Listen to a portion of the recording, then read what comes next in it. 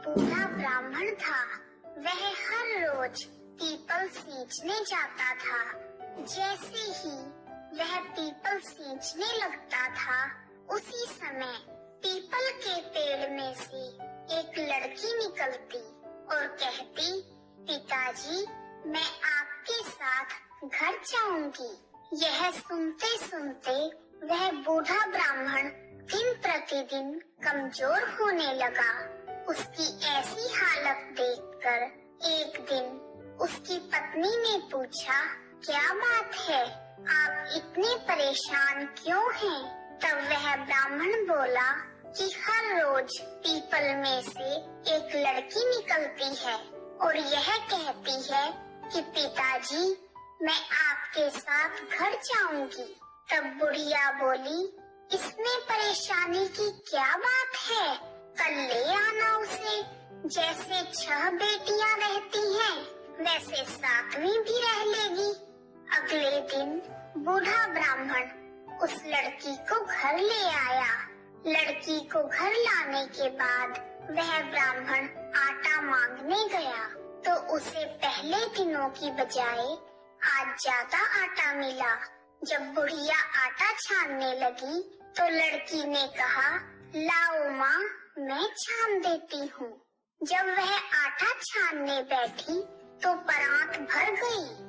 उसके बाद बुढ़िया माँ खाना बनाने के लिए जाने लगी। तब लड़की बोली, माँ, आज खाना मैं बनाऊंगी। पर बुढ़िया ने कहा, तेरे हाथ जल जाएंगे बेटा, ना, तू नहीं बनाएगी। पर लड़की नहीं मानी और वह रसोई में खाना बनाने चली गई। उसने तरह तरह के व्यंजन बनाए और उस दिन पूरे परिवार ने पेट भरकर खाना खाया। इससे पहले वह सब आधा पेट भूखे ही रहते थे। जब रात हुई तो बुढ़िया का भाई आ गया और कहने लगा, बहन, मुझे भूख लगी है, मैं तो खाना खाऊंगा। तब बुढ़िया परेशान हो गई कि अब खाना कहाँ से आएगा। तब लड़की ने पूछा, माँ, क्या बात है? तब बुढ़िया माँ बोली, तेरा मामा आया है और कह रहा है कि मुझे भूख लगी है, मुझे रोटी खानी है। लेकिन हम सब ने तो रोटी खा ली है, अब उसके लिए मैं रोटियां कहाँ से लाऊंगी?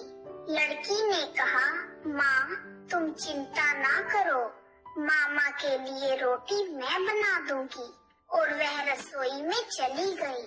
उसने अपने मामा के लिए 36 व्यंजन बनाए और मामा ने खुशी खुशी भर पेट खाना खाया और कहा, मैंने इतना स्वादिष्ट खाना पहले कभी नहीं खाया।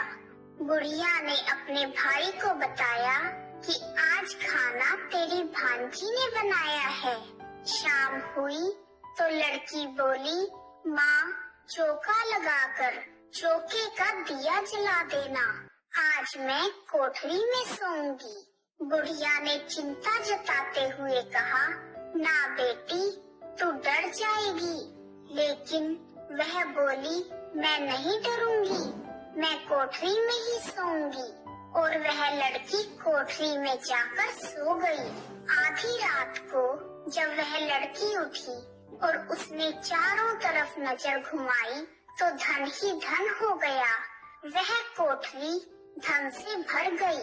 उसके बाद वह लड़की घर से बाहर चली गई। जब वह बाहर जाने लगी तो गली में एक आदमी सो रहा था। उसने रात को उस लड़की को जाते हुए देखा तो कहा, बेटी, तू कहाँ जा रही है? तब लड़की बोली, मैं तो दरिद्रता दूर करने आई थी। अगर तुम्हें भी दरिद्रता से छुटकारा चाहिए तो तुम भी करवा लो। तब उस लड़की ने उस आदमी के घर की तरफ देखा और उसका घर भी धन धान्य से भर गया। सुबह होते ही जब बुढ़िया उठी तो वह कोठरी में लड़की को देखने गई, पर उसे लड़की नहीं मिली। वह चिंतित हो गई और वह उसे ढूंढने लगी। तब तब गली में बैठे हुए उस आदमी ने बताया कि वह लड़की कोई और नहीं, साक्षात लक्ष्मी माता थी, जो तुम्हारे साथ साथ मेरी दरिद्रता भी दूर कर गई।